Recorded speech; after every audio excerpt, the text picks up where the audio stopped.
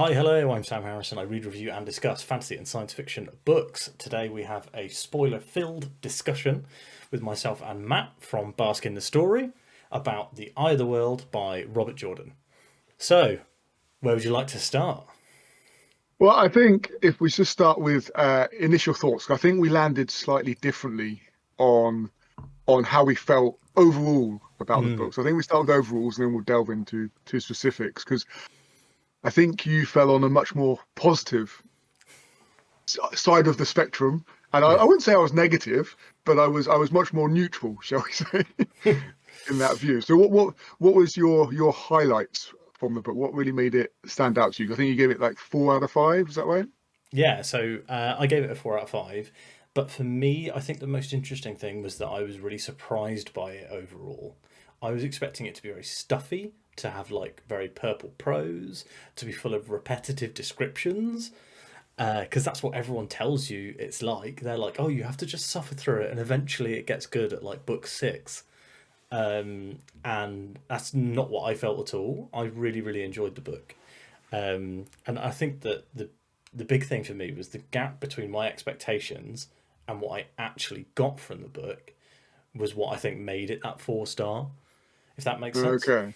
Yeah, I think whenever you read a book, especially one that is like this, where it sits at a lot of people's best series of all time lists, it's right up the top of a lot of people. Mm. And, it's both our first time reading it. And I think expectation versus reality always a critical factor. If you go in with massive expectations, there we go, showing a nice fancy cover. Yeah. If you go in with really high expectations, it's very difficult for a book to, hit those heights and you're going to be a bit disappointed. As I think if your expectations are overturned in a positive way, like yours have been, then it's absolutely joyful. I think from my perspective, it was okay. I think there's some real big positives from the series, and I think it will develop as we go along. I mean, it's 14/15 books, whichever number it is when you've got the prequel. Uh, so there's lots of development to do. But I think for me, I didn't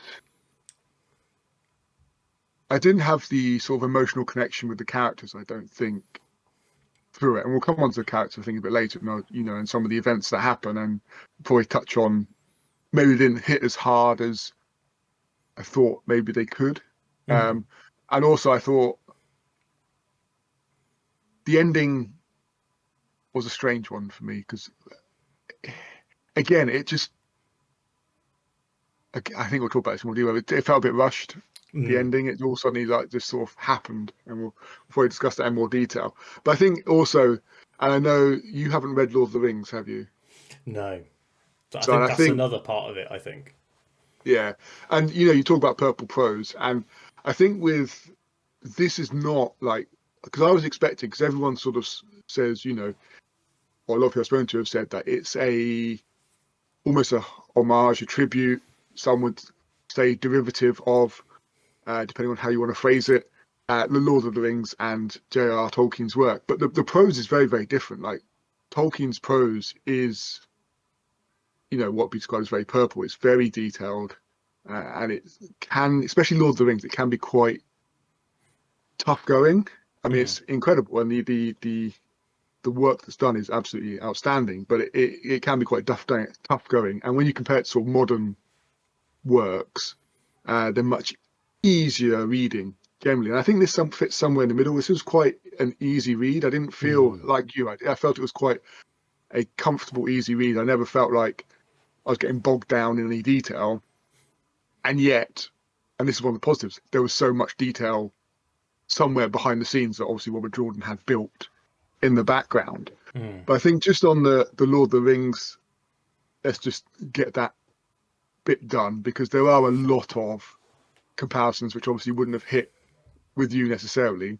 But some of them have. Have you watched the films? Yeah, so I've watched the Yeah, films, and I've watched the extended editions of the film. So I've watched the films in yeah, the cinema once, and I've watched the extended edition at home once. yeah. Um, I'm not a big Lord of the Rings guy, um, and I think a lot of that stems from the fact that I'm very, very much like a modern fantasy person. Like I like my Brandon Sandersons, John Gwynns, and when it comes to stuff like Lord of the Rings, I'm like, are you serious? Another song? Oh, there's a poem here. Why are they hanging out with this weird guy in the woods? Like I'm like, the world is ending. Who is Tom Bombadil and why is he important? And I would imagine that now, as I'm older and more experienced with my reading, I would probably enjoy it a lot more, and I would have a different opinion of it if I tried rereading it. And I've been thinking about doing it this year, but because I didn't have that basis, I'm not mega familiar with it. Like I know all the story beats, but I'm not mega familiar with Lord of the Rings. And so someone pointed out in another review that Padan Fain was basically Gollum, and I hadn't clocked that at all. Like not like I got lots of the other stuff, but I'd not clocked that at all. And I was like, oh my god, that's so obvious. Yeah, exactly. So there's, I mean, there's like there's little things that are very much just like homage. Like even if you look at the maps, like the two rivers is near the mountains of mist, Mount and you've got the Doom mist. with an H. Yeah, and you've got the Misty Mountains. You've got Mount Doom, Doom with the H. So there's lots of little things like that. And then when you compare where we start, Emmonsfield and Two Rivers to the Shire, there's low end of comparisons. A very insular society that's not too keen on outsiders generally, and certainly no one goes on adventures, heaven forbid. Everyone stays local and in the town. They both, like they're smoking. So you've got your pipe weed and your tobacco. So there's loads of little comparisons. And then you like, for the story, why there's like a big festival about to happen. So you've got Bilbo's birthday. You've got Beltane, is it? In the Two Rivers. So they're all preparing for that. Everyone's very excited that fireworks are going to happen because that's very important to both storylines. That there's going to be fireworks. So there's all these kind of things. And also on a complete sort of slight tangent, but you find out that Two Rivers is built on this previous kingdom, Manatherian. Yeah. And I just noticed that one of the kings, part of their name was Thorin, which is in The Hobbit. The leader of the dwarves is Thorin. So there's all these little touches, as well as your Padan Fain, your peddler become beggar at the end. His descent due to the influence of the dark powers. But you got, I mean, the list just goes on and on. You've got the wizard mentor, wise being, and in Gandalf, who's sort of the advisor. And you compare that to Moraine for the magical and wise bit, but also to Tom, the gleeman, who brings a lot of knowledge. And almost, to me, I don't know how you felt it, but it felt like sort of almost an uncle-like figure to the yokel boys from the country. And it's his nephew, isn't it, that was taken by the Aes Sedai. So that's what we find out later. Absolutely, there's that's that. where the uncle figure comes from, I think. Yeah, and it does. It felt like that, throughout the book. And I thought it was always like that. It was always interesting seeing like the country farm boys going into, as they went to teach each village and then town, as they got bigger and bigger. It was like, oh, this is a city, and you saw Tom's like, yeah, this is a city. You will see nothing here. Carry on to the next one. So that was really interesting. But you've got, I mean, every character is not every character. That's a bit harsh. A lot of the characters you can connect to. You've got Lan, who's the warrior king with no kingdom, the Aragorn. You've got Trollocs rather than trolls and orcs. So I mean, the comparisons are pretty much endless. One thing that I thought was very different, and it's not. I would argue this is not. There is parts. All those parts can be linked to Lord of the Rings, but this is a different story. It's not. It starts very similarly. So we're waiting for this festival, and then we have to flee these evil forces and such else, and then we flee to the near town, which is a bit strange and a bit odd. Like Bree compared to what's it called? Bell something? Taran Ferry. It's Taran, isn't it? Yeah. And they have to cross the ferry, so they get Taran Ferry rather than Buckleberry Ferry. So there's lots of little bits, but then it changes. It becomes a very different, its own unique story. And what I think was very, very different was really a couple of things. One was, and we'll come to characters now, I think, Matt, but one was the in Tolkien's work, there are very, very few female characters. They put a load more in the films to try and balance the casting out better and give a slightly different view of storylines. But in the books themselves, there's very few female characters. As in the Eye of the World, there's a lot of, not a lot.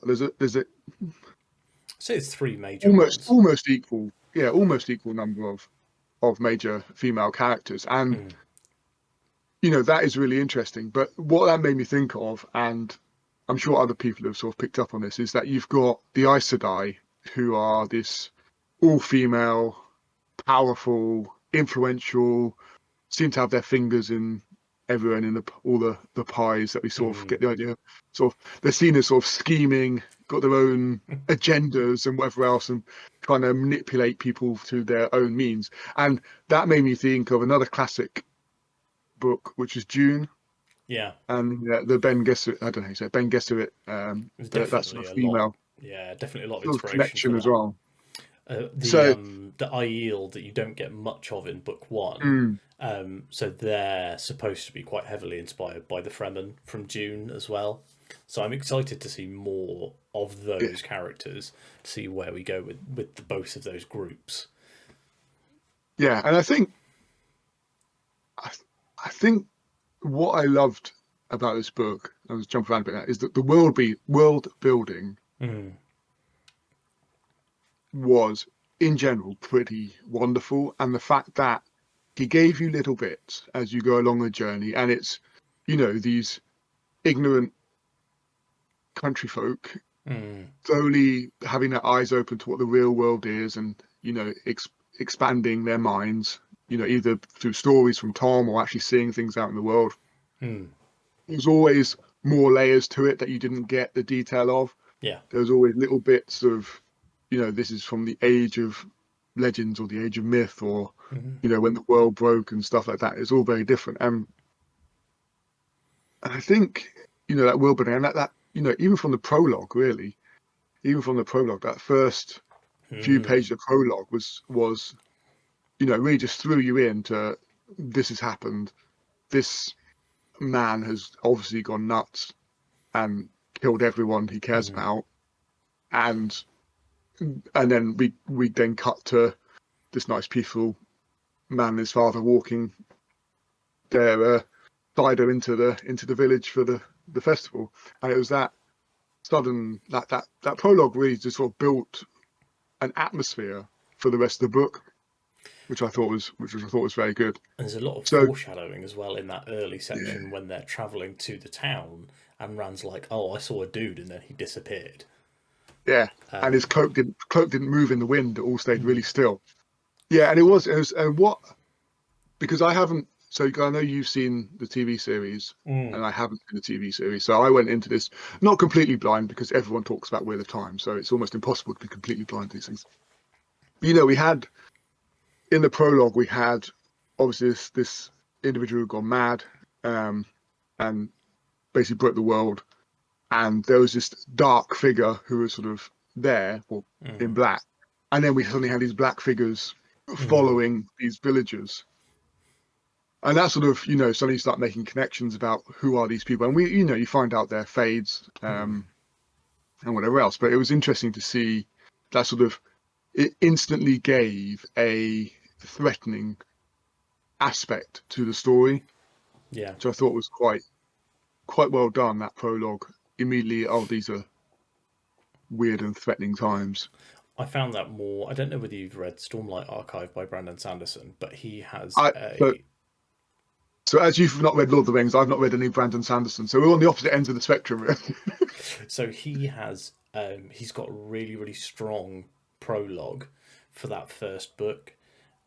He's got a preload and a prologue. And I found it really interesting because I thought when I first read it, I was like, this prelude and this prologue are rubbish. I was like, I don't care about these characters. And then but when you go back to it, later on, you're like, I love these characters. It's really cool to get introduced to this world through this. Whereas with Eye of the World, I felt that the Lewis Therin um, opening prologue was really, really interesting. Like straight away, I was like, oh, there's so much going on here. And it's very dark for a prologue, which you don't often get, like that tone setting. Definitely very anti Lord of the Rings, which is quite Mm. kind of light and sing-songy, especially for most of the first book. Yeah. Whereas Eye of the World is quite dark throughout, and not grim dark by any means, but is definitely not a kind of like cozy and light story. No, and that's you're spot on. I think that's why it feels different to Lord of the Rings, even though you can see all these connections. It is to me, it was a different story, Mm. and it was much darker, or it felt darker, especially these. If you compare the first book of Lord of the Rings to the first book of this series, it did feel much darker. So if we move on to the characters, then, so what were your? Let's start with the big man himself. Literally, the big man. Was he 7 foot something? The giant among men, Rand. I mean, he's obviously the main character. He gets most of his POV. So, what were your thoughts on our big man? I thought he was quite interesting at the beginning, and there's a lot of the time where he kind of feels like that person set apart from the rest of the group, and obviously you find out why at the end. But I thought that was really interesting, and I quite liked Rand's perspective. I liked when he did things where he was like, "This is an awful decision, but I kind of have to go through with it." Like when him and Matt are in that awful town where everyone seems like they're a criminal, and the innkeeper's clearly going to rob them, and like everything is going wrong, and Rand knows that everything is going wrong, but he's like, well, I have to go along with this. We have no other choice. And I thought a lot of that was really interesting. And like he feels very trapped in the story between like where he wants to be and where he has to be. And I thought that was really good. I liked the like, oh, he's not like other boys. Like that was kind of the like that was almost like the angle that Jordan goes with. He's like, oh, he's not like other boys. And the rest of the crew as well, very different. Yeah. So for me, I agree. Yeah, I enjoyed the he's not like other boys. I enjoyed, the bit where every woman he meets, basically falls in love with him, and instantly wants him. And there's that nice running joke throughout of him and Perrin, and just I wish the other one was here because they know how to It's so funny. talk to I girls. laughed every Yeah, time. yeah. And we've all been there. Let's be honest. We've all been, young men with no idea what the hell we're doing, and we're now older men with no idea what we're doing. But time changes if nothing else. Mm. So I did enjoy that. I felt, and I like the mystery of who he really is and Mm. his origins, and I think we'll get more from that definitely as the story progresses, because from the beginning, obviously he's very connected with his father. It's just the two of them on this farm, and there's that. But then it suddenly becomes out that his father may not actually be his father, and who actually is he, Mm. and where does he belong? And as you know from our text conversations, I like to know about names. Mm. And the reason I do is because I think, especially if you write, and I'm not a writer, I've never written anything, but you know, when you name some of your main characters, in my head, then there must be a thought process to it. It's either I really love that name and I can stick with it. Because if you're going to write, if you're planning a 14, well, I don't know if it's planning a 14 book series. If you're planning a I think massive five series, originally. It was planned okay, for five or so six. which is still a lot of time to invest into writing, Mm. because they're not small books. And you want to be comfortable with those names, that they're going to work for you, and you can be happy writing those names. And it's either you really like the name, or there's a some sort of reason why you're Mm. choosing these names. It is in my head what writers do. Whether that's true or not, I have no idea. But anyway, what was interesting is I started looking up names and why they are. And Rand, it has two meanings. It means like shield, or the rim of a shield. But the other Mm. one that's interesting is it means, and I've got it written down, sort of it's Old English for riverbank. Mm. And what's interesting is obviously it's two rivers, so he sees himself as a member of the two rivers, riverbank, Rand, etc. The other part of his name is Althor, Mm. which obviously has a huge Norse inspiration. Mm. And very clearly leads to what happens later on in the book. In a couple of instances where Thor, being the god of lightning, well, suddenly Rand is creating lightning out of thin air, and so there's those sort of connections that you start to see. So I thought that was interesting choice of names. And then we mentioned Perrin, so he's probably the other one we get some perspective from. So what do you think of? Because he's a blacksmith's apprentice, isn't he, Perrin? Perrin was interesting because he's his issue is they all kind of have this internal conflict. So Rand's is like who he wants to be and who he is, who he has to be and who he wants to be, and Perrin's is kind of like who he wants to be and who he is. Yeah, So it's his conflict is about something that's very internal. There's no external pressure on him, unlike Rand.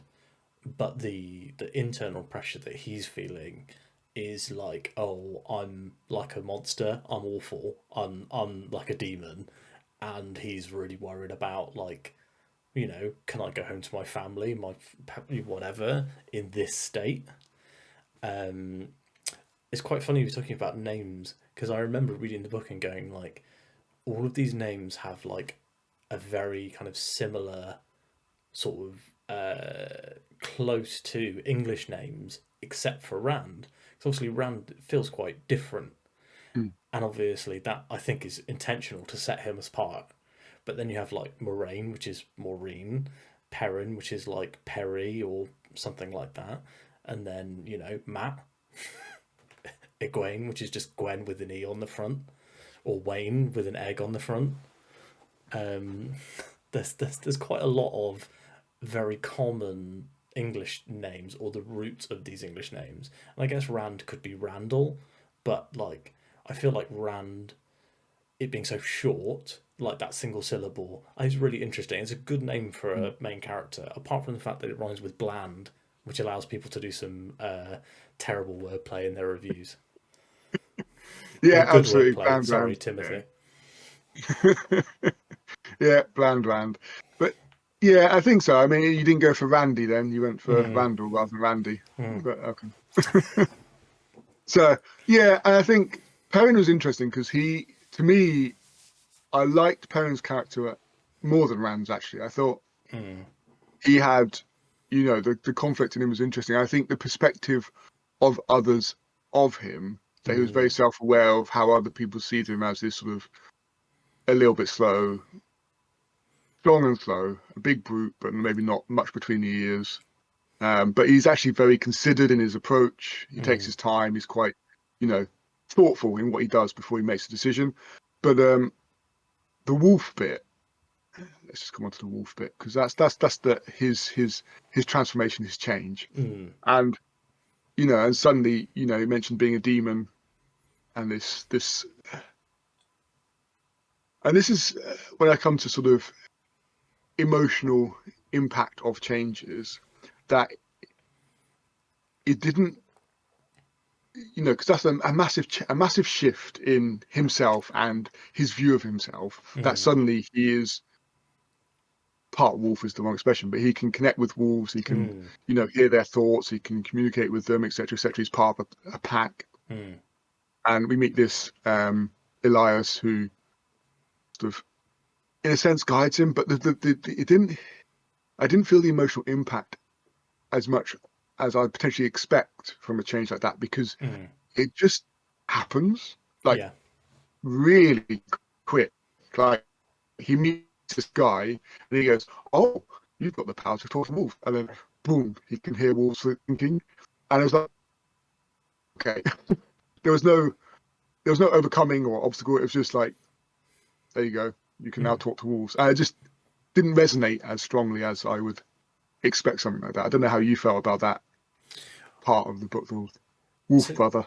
So here's the interesting part, right? And I often go back in to think about. So there was this comic in the like early 2000s called Rising Stars by J. Michael Straczynski, who's the writer of Babylon 5.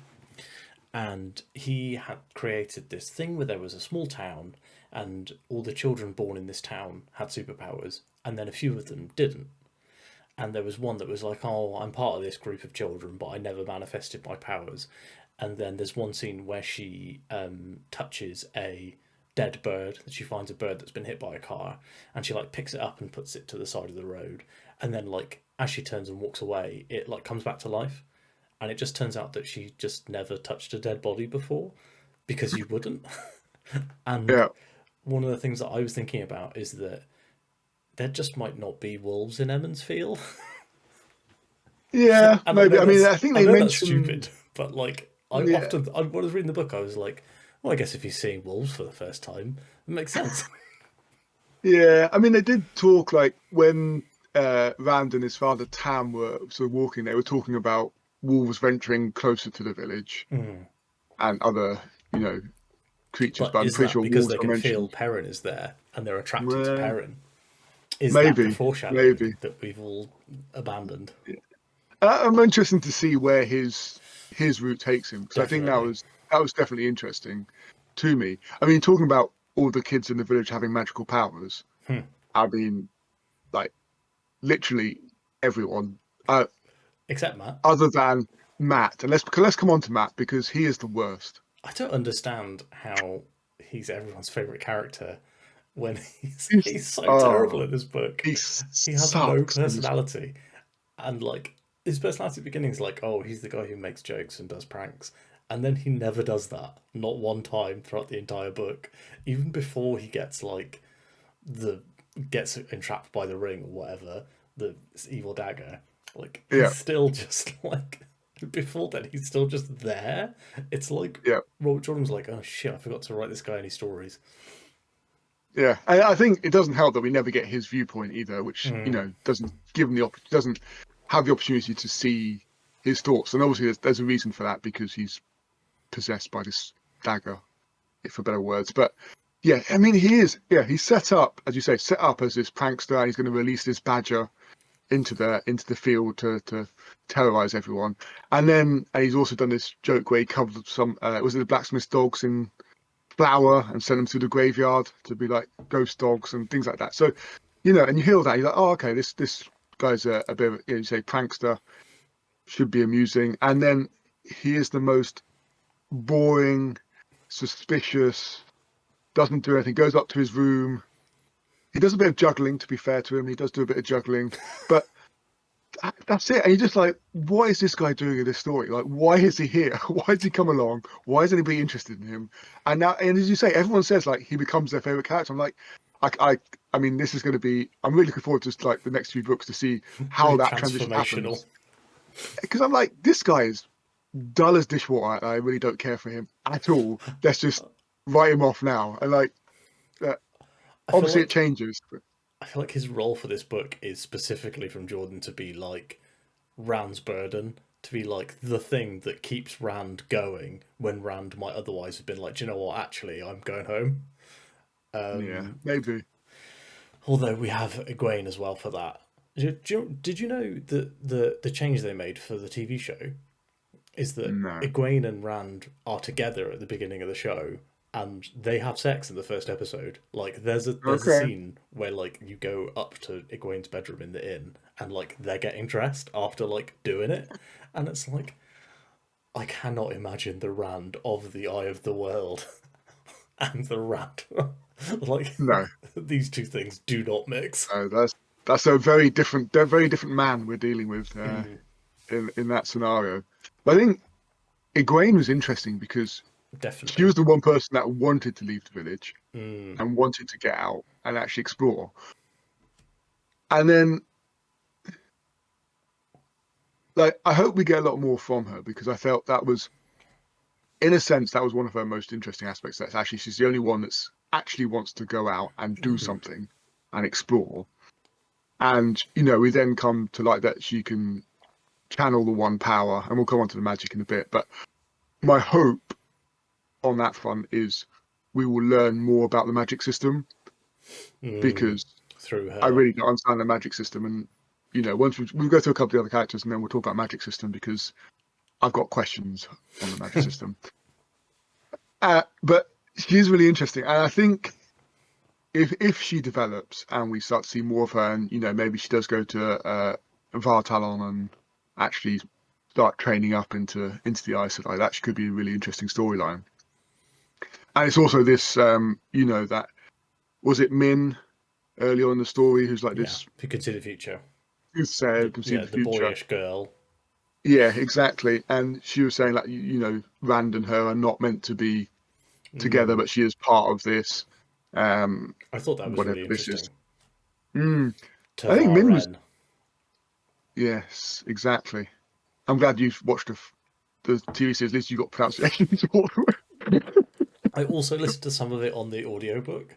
So Okay. like I watched the TV show, but I did watch it like when it came out 4 years ago, 3 years ago, and I have read. But when I was listening to it, and my rule with books is like I try and read as much as I can physically, but that because I read quicker physically. But I'm like if I'm at the gym or driving or cooking dinner, then that's when the audiobook goes on. Yeah, makes sense. Absolutely, absolutely. As you know me, I've normally got multiple books on the go, Mm, so my audio book will be different to what I'm reading. But anyway, so yeah, so I think Egwene, we'll see how that develops because she was really interesting at the beginning, mm, and then she sort of faded a little bit into the background. And we had this bit with the tree hugging hippie people whose name mm. escapes me. Tinkers. Tinkers, thank you. I knew it wasn't Taylor's, it was something else. But anyway, yeah, the Tinkers, and there's that was a bit of a strange aside in the Mm, story.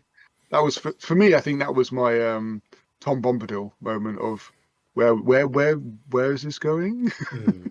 What are we doing here? It feels very interesting in the like, what's the purpose of this sequence? And I Mm, feel like the purpose of that sequence is to kind of give Egwene like a look at what might be. Like she doesn't have to be an Aes Sedai. She doesn't have to be Rand's girlfriend. She doesn't have to save the world.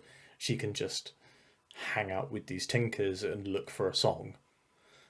yeah, And she seemed to love it. But I think that she realizes from there that obviously she has her quest to go on. She has her destiny to fulfill. She's Tavaren, and I think that that is kind of the conflict for her is that she wanted to get out of Evans Field, but she doesn't necessarily want to be involved in the end of the world.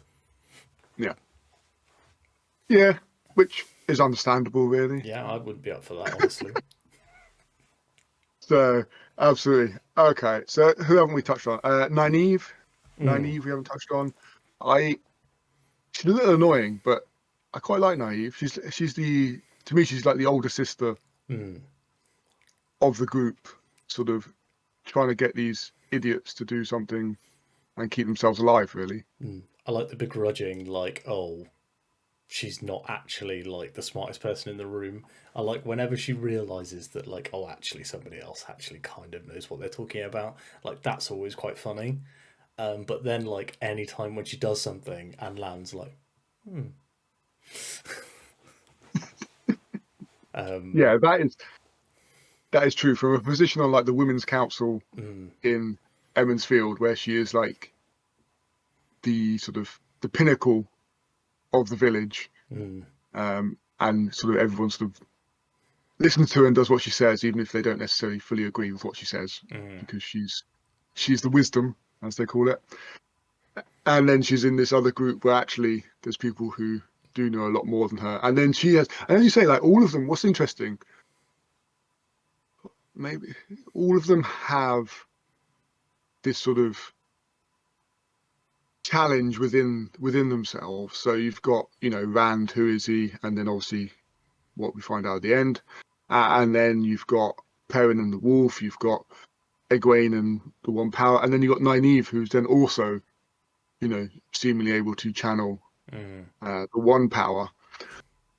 So, and obviously she's sort of very anti it, as Egwene has mm, got this reaction of actually, oh wow, I could actually do something with my life outside of, village life. I could actually be somebody. And then they say mm. there's that challenge that actually, yes, you could do that, but actually you could also, there's other lives for you if Yeah, you want to explore it. As Nynaeve is very much, I don't want that life. That's sort of heretical to my yeah, viewpoint.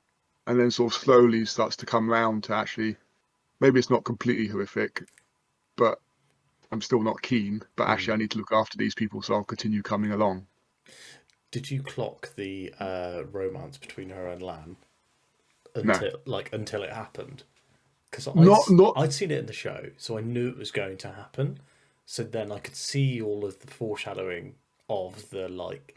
There's a really, I think the interesting part is when they're rescuing the Perrin and Egwene from yeah, the White Cloaks, White Cloaks. Yeah. and they're like, "Oh, we've got to go," and Moraine's like, "We have to go," and he looks at her and he's like, "I'm not leaving without Nynaeve," and I was like, "Oh, that's really interesting," because obviously he never disagrees with Moraine, not one other time in the Yeah. book. Okay, I didn't catch that one. I got a couple of the like the almost like competitive nature, Mm, sort of that sort of competitive play between the two of them, that trying to outdo each other, and there was that little bit back and forth. But no, it seemed to, like, there was a little bit of something, and then suddenly it was like a big bit of something mm. that was shut down pretty rapidly.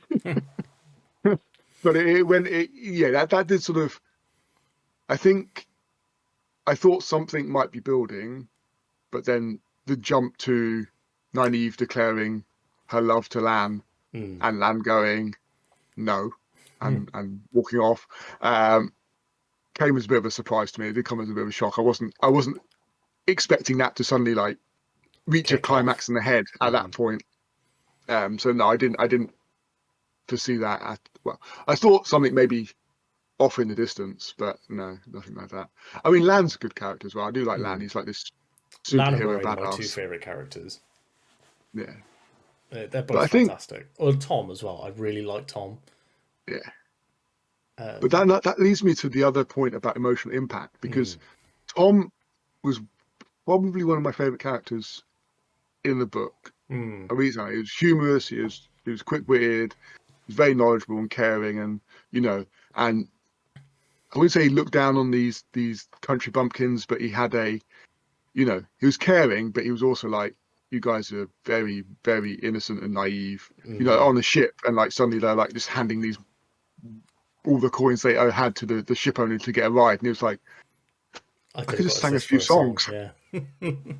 literally, and so that was really nice. But then obviously there's the point in um, which town is it where he basically attacks the Fae to save them and sacrifices I don't himself. know. Whitebridge, wherever the White Was it Bridge is. Whitebridge? I don't know if it's Yeah, it called was Whitebridge, Whitebridge, because then but they went. there is the big Yeah, White it's where the Bridge. Whitebridge is. Yeah, and then they went to Four Kings afterwards, didn't they? So it was, yeah, Whitebridge. And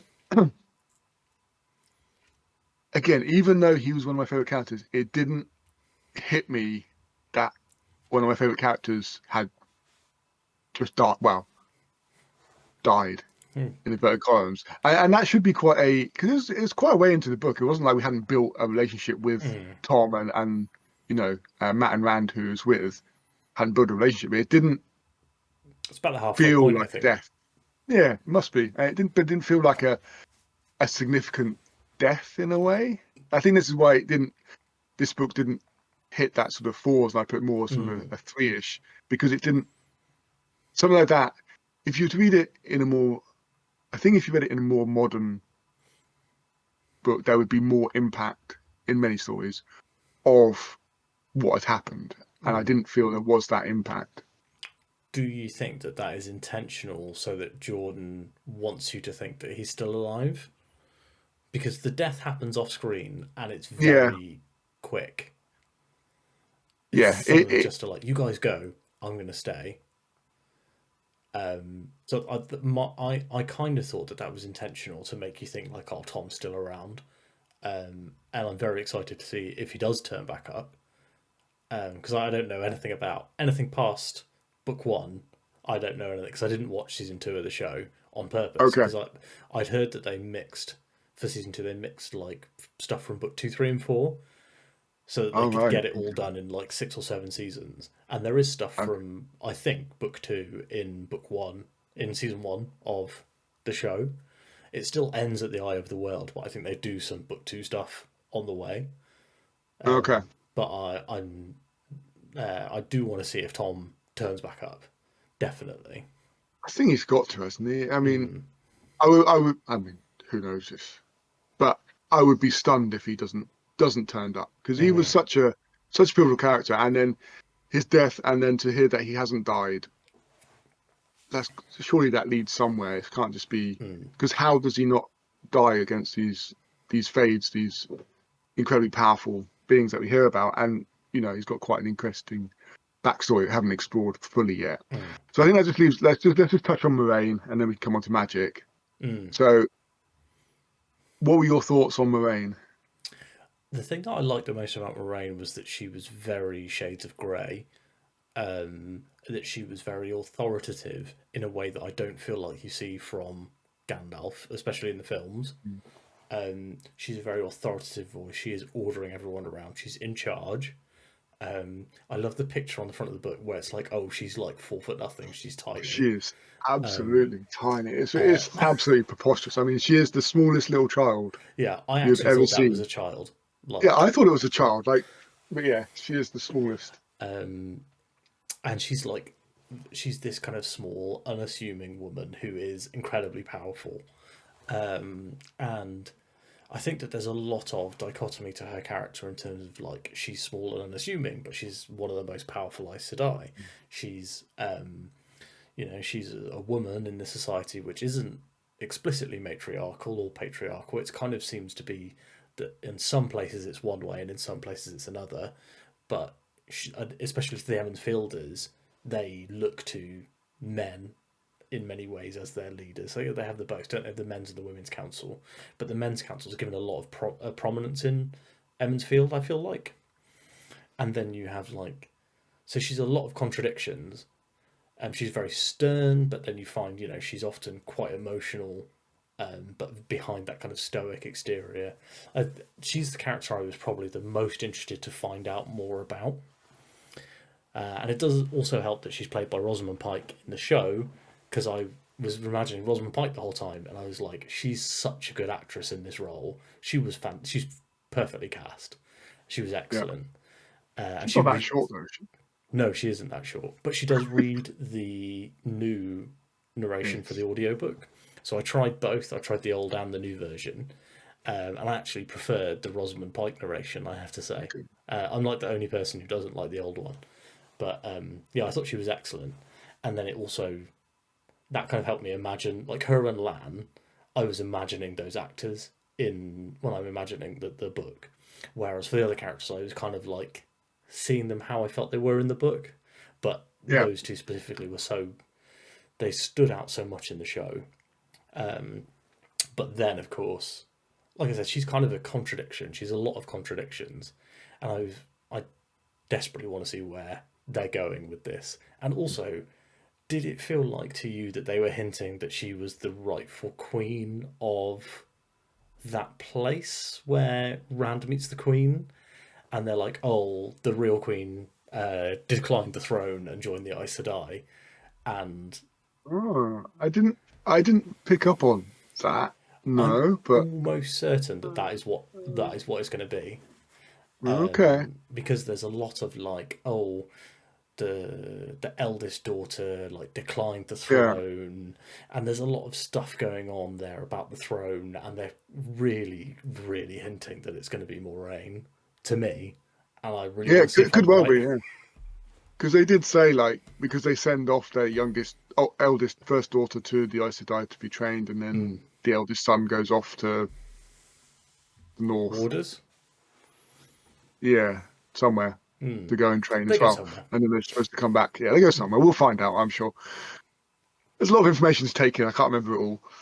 So but I think Moraine. I enjoyed Moraine a lot. I thought it was interesting seeing the view of the Aes Sedai from the stories, and then seeing her in real life, for a better term, as an actual Aes Sedai. And I thought it was interesting where you talk about the morally grey, and also where the stories are like, you can't, they may not be fully trustworthy in what they say, and there may be other sort of meanings or other interpretations to what they're sort of telling you. And it was like when they got the ferry, and we'll pay for this crossing, and they paid a lot of money, but then they used the magic and basically sank his ferry, so he couldn't then bring anybody else across if they were being followed. And it's this sort of sort of conniving, scheming, She's but manipulative, definitely. manipulative, yeah, but super intelligent, super powerful, and also trying to help these people. Like she's trying to, but but then it's because she is manipulative. You go, but why is she trying to help them? Like, why is she so encouraging, agreeing to join the Aes Sedai? Like, why is she so focused on that? Why is that so important to her? And I think the whole Aes Sedai bit, and you touched on the patriarchal society. I think that's really interesting, that balance between the two. Where you've got the women's council and you've got sort of men's council, and you get the feeling that the Emond's Field is more of a patriarchal. But I wonder if that's because you see it through Rand's eyes, Yeah. so you see it through the male's eyes. Because when Nynaeve seems to be all powerful, we get like a hint that actually the Women's Council do a lot of organising and the arranging, and things happen because they sort of make it happen. And Nynaeve goes into the sort of the Men's Council and Tells them what to informs them, do. but informs them obviously very politely what they should be doing. And so you get that idea, and obviously we'll come on to the point when to come on to the magic system, where you've got that two halves of the magic system. The male side is corrupted, and therefore can't be used.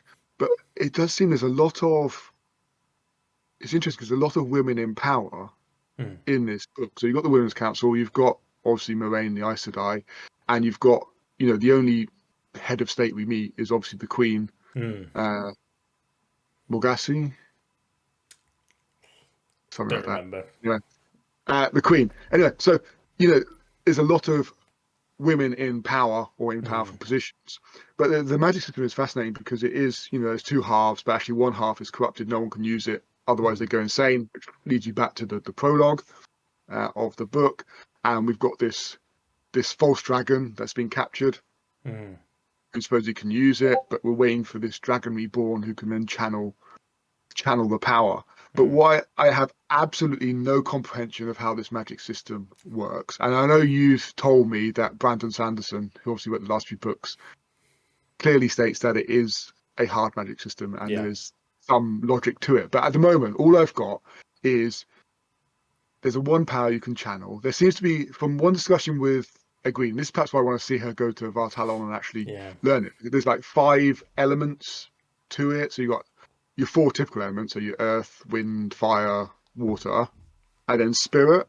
But it would seem like Moraine can basically do all of them, because I'm assuming spirit is where she starts healing people and helping them recover faster. Then she sinks the boat in the water. She creates a fog out of thin air to hide their escape. That's She's water firing again. water and wind to control it, I'm assuming. She just starts firing fire bolts out of nowhere. And it's just like, but how? She gets a bit tired, but it's just like this magic is just, just happens. And like, there's no, and I think with magic, for me, magic is a really tough one to make work because I think it was, so I'm a big Terry Pratchett fan, and he has a magical world in his Discworld, but very few of the characters actually use magic. And his logic was that if you have a strong magic system, if you have a strong magic and people can click their fingers and make anything happen, then there is no story because people should just click their fingers and make things happen. And so there needs to be limits on magic to make it work. And I'm assuming there are limits, and we will find out what they are. But at the moment, it just seems like Moraine clicks her fingers and And she then grows 70 things feet happen. tall. Yeah, exactly. Suddenly, this tiny but mighty individual becomes mighty in every sense and enormous and towers over the castle and intimidates everyone. It just I it just definitely felt want to very see those limits, like you say. Like, yeah. it's I don't mind a soft magic system, and a lot of books that I am reading that I really enjoy are very soft magic systems. Like the Dresden Files, for example, is a very soft magic system. Harry can kind of do stuff and then he gets tired, in the same way that Moraine does. But I feel like Sanderson's love of hard magic systems, I imagine, comes from the Wheel of Time. So I'm really curious to see where that comes from and where that goes. Yeah. I liked that she said that women are they can all use all the branches of the one power, but women are strong in air and water, and men Yeah. are strong in earth and fire. I was like, oh, that's really interesting, and it shows you that Lewis Theron at the beginning when he makes that mountain, showing how strong he is. I think also with the one power and how it makes the men go slowly insane. I saw somebody saying in a review that that's what's happening to Rand throughout the book, and that's why his Okay. decisions are not 100% rational as you go through, and it's because he's just slowly going mental. Mm. So Interesting. I was like, oh, that gives me a different flavour to enjoy this Yeah. book, because I that was on Tutor Ramble's review. Okay. So Yeah. they Yeah. did podcast style reviews similar to this, really, where they do a like non spoiler beginning and then they do a full open spoiler discussion. And the guy who loves Wheel of Time, one of them loves it and one of them didn't like it Yeah. very much. And the guy who loves it was like, oh, he's making all these stupid decisions. That's because he's slowly going insane throughout the book. And I was like, oh, that's really interesting. I'd never even thought of that. Uh-huh. Yeah, that is interesting because we're not.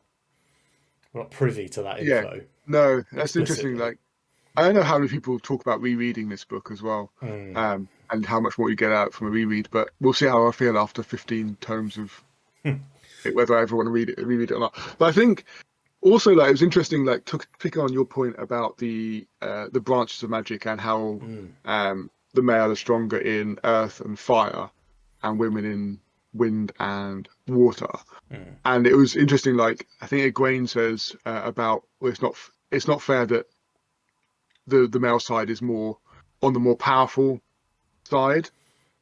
And then Moraine basically says, well, have you ever seen a rock that can't be weathered by the wind, or a fire that can't be put out by water? And it mm, goes back to, sort of that patriarchal society. Actually, mm, you know, yes, it may take time for the wind to wear away, or even the water to wear away at a rock, but actually, over the long run, the female power is probably stronger and mm. more influential.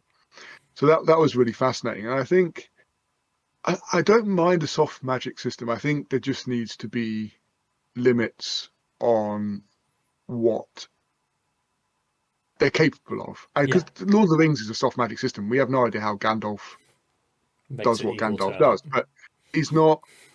And I think, I don't know whether you want to pick up any more, but we're going to have to talk about the ending at some point. And Definitely, yeah. this might be the place, because this is probably my crux of my issue with the magic system is Mm, the magic system is seemingly immensely powerful yeah. in the sense of, Rand at the end, the amount of power this guy does.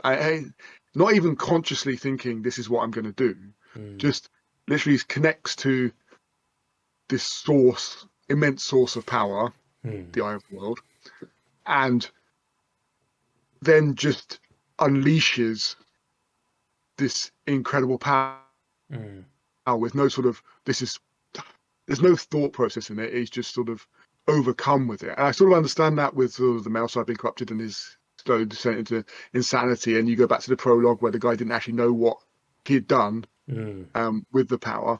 But it just, like, literally he takes his power, he um, he's fine and forsaken, he's always forsaken, and then he just sort of transports wherever he transports to in this other part of the world, not immensely far, but still quite a long distance, and then destroys the Trolloc army.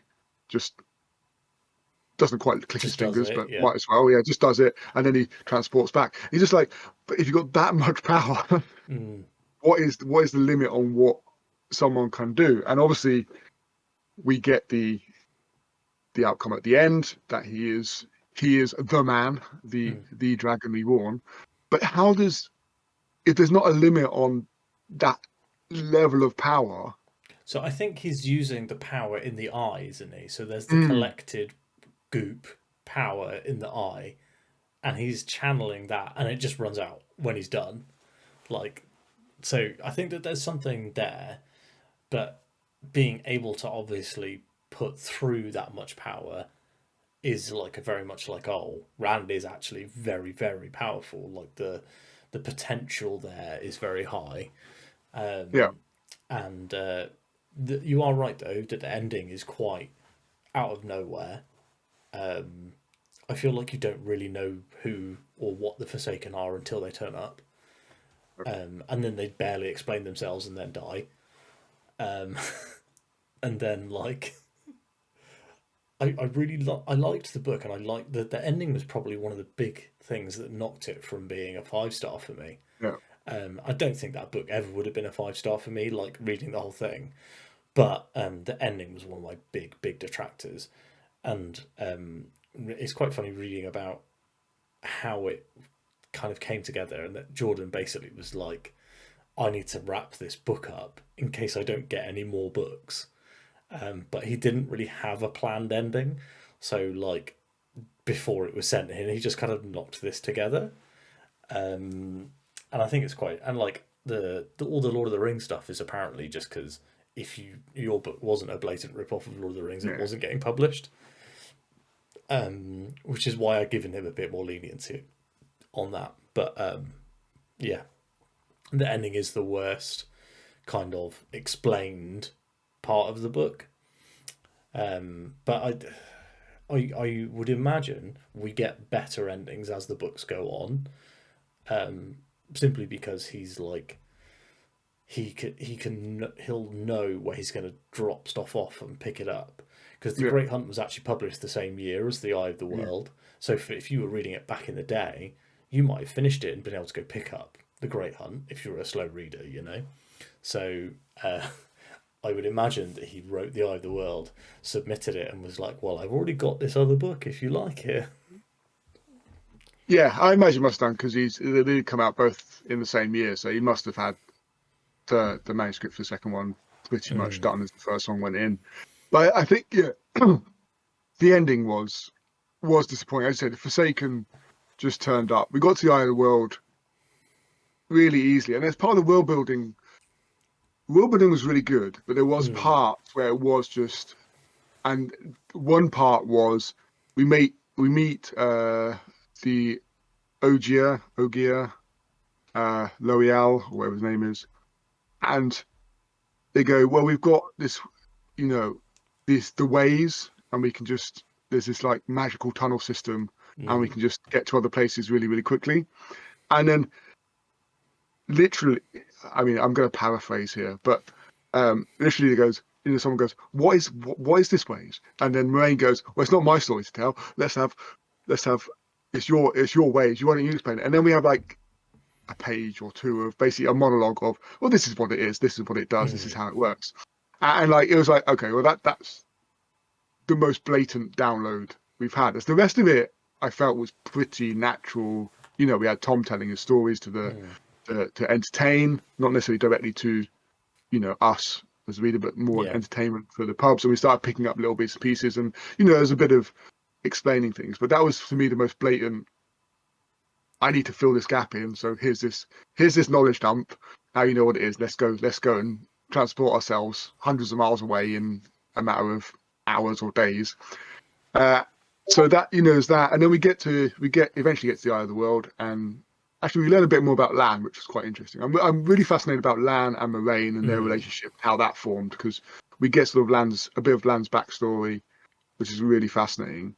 But then we get to the Eye of the World, we meet this tree man, Green Mm. Man, um, And he's just there. and he's just Don't there worry about it. again. Exactly, he's there, and then as you say, these two Forsaken people just turn up, and they're just there, and then the tree and one of the Forsaken have a big fight, and they sort of kill each other effectively, and then this tree grows into a massive tree in the blight, and then Rand is just randomly fighting this other one. Everyone else just runs away because that makes sense, and Yeah. Moraine's not strong enough to fight this one off. And it's like, I don't understand who these people are. I don't understand where they came from. Supposedly they're from way back. I get that, Mm. fine, but there's not really any explanation. And then Rand just starts channeling this. And I understand there's a huge amount of power trapped in the Eye of the World, which is why it's protected. But Mm. he's just somehow channeling it all, and then it starts just exploding all over the place. And it was a very, it makes sense that Rob Jordan was like, I just need to wrap this up somehow, and then I can flow into the next book, hopefully, if I get the deal. But it just felt very quick, very forced together, and we didn't get enough information.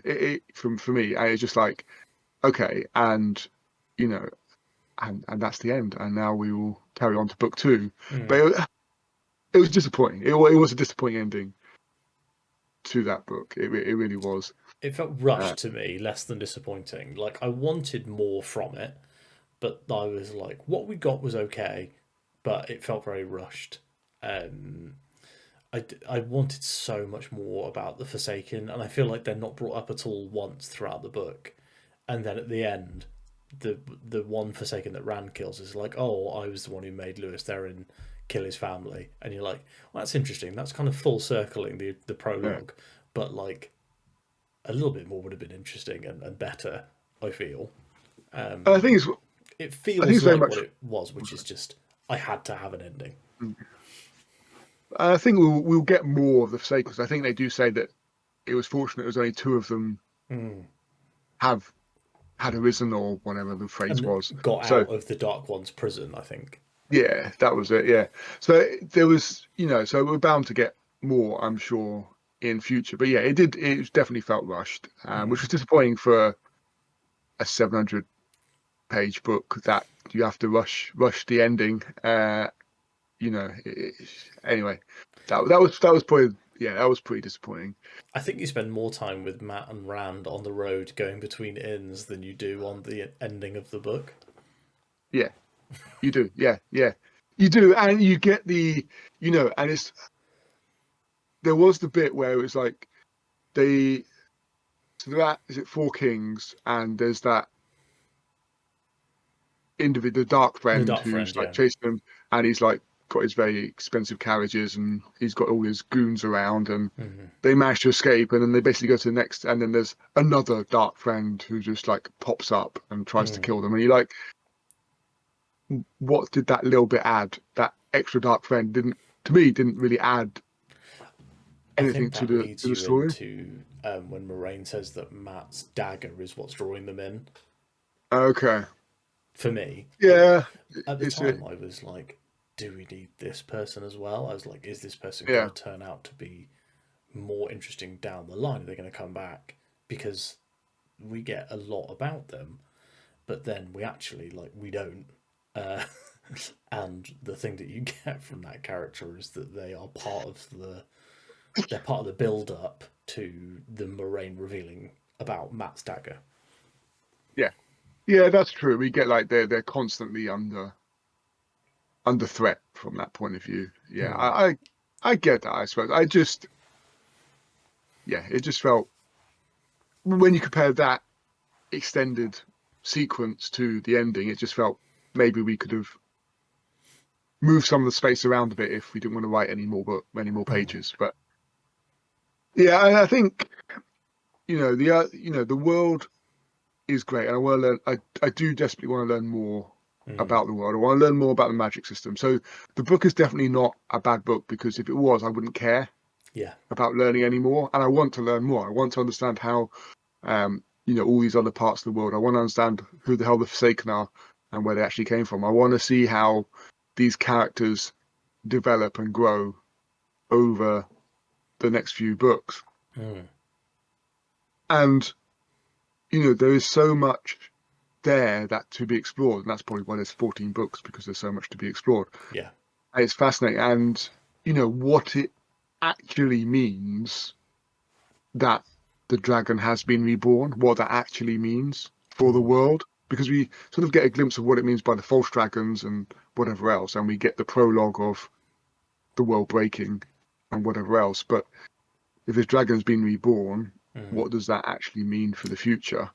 And plus, I want to get something positive to happen to my namesake Matt, because at the moment he's the biggest disappointment in this book, which is hard for me to take. But he spells it with one T, so I mean that It's sets him different. off on the wrong foot Different guy. altogether. Totally different guy. Oh, dear. So, is there anything we haven't that you wanted to cover off that we haven't covered off? I'm No, I trying to think. don't. We've seemed to discuss most things on my notes anyway. Yeah, definitely. Yeah, I think we've gone through everything. Um, I'm mostly just kind of this chat has made me very excited to get on to book two. I have to say, I just recorded my TBR and was like, I'm going to read book two of The Wheel of Time, and I was like, oh, I don't think I'm going to start it right at the beginning of the month because I'm going to be finishing February with a fantasy book, and now I'm like, maybe I should start March with a fantasy book. Yeah, I will be starting this.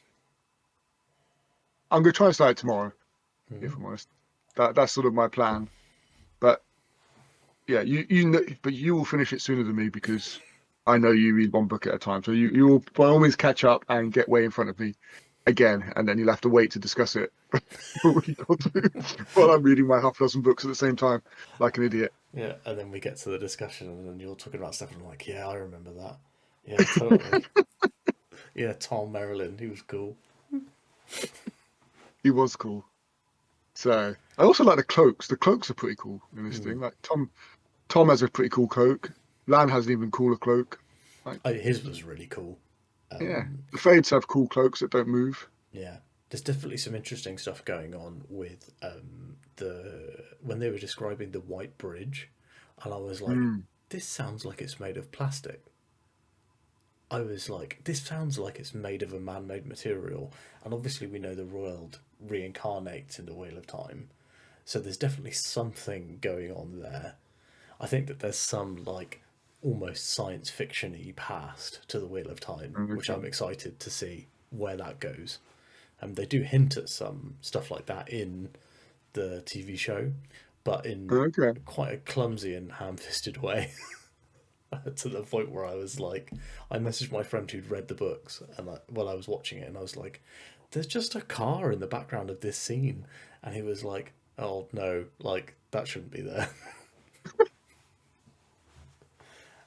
So I'm excited to read more and see like what goes on with the sci-fi history stuff and Mm. like where the Dragon Reborn stuff goes, and obviously Rand, slowly going insane is very interesting. I want to see where that goes. And Matt, yeah, Matt is probably the biggest. Like, I need to see what's going on with this guy. Like, Yeah. why does everyone Because like him? yeah, why does everyone like him? 'Cause not on the first book, I can tell you that much. So the second and third book can prove that because man, he was a disappointment. He was an idiot too. They're like, don't take anything, and they're like, oh well, he gave it to me. Like, I didn't take it from the city. The city gave it to Yeah, me. that's yeah. I mean, like literally throughout the whole thing, he's an idiot. He's like, yeah, yeah. He didn't give me anything. I took it, and like, oh yeah, he goes to every village and starts declaring where they're going. Mm. Oh yeah, we're off to Tar Valon. And you're like, what? You've been told not to tell anybody. Why are you just literally telling everyone in the world that wants to hear? Nobody wants to hear this. And then there was again we go back to the bit on the boat where Rand passed all over his money, and I goes back and goes, oh yeah, I've got money too. Why? Like, what is wrong with you? He's a Yeah, dumbass. oh my goodness, it's painful. But this is us in like 3 books time going like, and then Matt's the best character. I hope so. I hope so. I'd love to see. I'd absolutely love to see the transformation in my views of Matt. I'd love to go back to this video and go, yeah, you had no idea what you're talking about. Matt is the greatest. Mm. But yeah, at the moment, my honest opinion is I don't care about Matt. I want to see what's going on with Lan and Moraine. Like, I think they're fantastic. Lan is like, it's hard to say Lan's your favorite character in the book because he doesn't have much to say, but when he does say something, it's always good. So I was like, Yeah, this is why I like Lan. Um, and yeah, I'm really interested to see where Rand's whole Dragon Reborn thing goes and see more of the Forsaken and what's actually going on with the Dark One. So yeah, there's a lot and of also lot of meet threads. meet the Aes Sedai as well because we met one and we've heard about like the red Aya. Yeah, I don't know, say that. Arja, I And think. there's like the Amarillion seat, Yeah, and there's obviously different because I think Moraine says she's not one of the red she's blue. people; She's a blue Aes she's Sedai. blue, Yeah, and like so there's obviously different elements of and who then the Aes Sedai are. So I'd be interested to see how that. the Queen has her own Aes Sedai, doesn't she? And I want to see what's going on with the Queen Yeah, in the that advisor. town. Yeah, and how Jordan is going to ration and explain to us the fact that he's got two major love interests called Elaine and Egwene. I need to see where he's going to go with that. Yeah. I also liked, in actually going back to the Queen, I liked when Rand was trying to explain what the hell he was doing in their courtyard because he'd randomly climbed up their wall and was trying to catch a glimpse of the false dragon being brought into town for judgment by the Queen, and like trying to explain why he was messing around with her children in the courtyard. And I like that she and was like, your reason is so dumb it can't be a lie. yeah, basically, no actual criminal would make up such a nonsensical lie because you obviously don't look like you're from there. So if you're saying you are, then you probably are. And I'm like, I suppose that sort of works logically. And he does have an accent, remember? He has a Two Rivers Yes, accent. he does have a Two Rivers accent, and she had been there, so she recognised the accent. So yeah, I thought that was quite an interesting use of logic. So overall, but yeah, I mean, it's just this is what I mean. I said the book was okay, but the more I talk about it, the more I want to know. So it obviously wasn't a bad book. It There's a lot of wasn't, potential. yeah, exactly. And I think this is the weird thing about fantasy readers is we can read like a 700 odd page book and go, yeah, that's a good start. Yeah, yeah, I quite happily read another, several thousand pages just to see where it develops to. As like any normal reader who doesn't like massive, bulky, fancy turn, will read a 300-page book and go, no, I'm not reading any more of DNF this. it 20 pages in. Yeah, exactly. We're like, yeah, we'll give it another 700-800 pages. Let's see where we get to. Maybe there'll be a 3-star soon. Oh dear, yeah, absolutely. Right, I think that is it. I'm just checking my notes to see if I've missed anything egregious that we should have covered off. Probably. Well, people can tell us in the comments all the things that we've missed and we didn't Oh, discuss. I'm sure they will. I'm sure, and they'll probably tell us how wrong we are, and that we will find out in the next books how Matt changes and becomes the greatest character in the Wheel of Time from the most annoying. But yeah, so yeah, please do comment down below and let us know why we are so wrong. We will be reading the second book. Obviously, I'm hoping to start tomorrow, and Sam will catch up and get in front of me in no time, so don't worry about that. And we will have another. We'll do the same again, non-spoiler, separately, and then we'll do a spoiler discussion. So I think the idea, Sam, we're going to do this one, probably send this one on both our channels, Yeah. and then So if you we'll subscribe alternate to probably both after of that. us, you don't need to watch both videos. But if you don't subscribe to both of us, what are you doing? Just click subscribe on both channels. Exactly, quite right. And that is probably a good note to say thank you for watching, and I'll see you in the next one. Bye. And I'll see you in the next one too. Goodbye.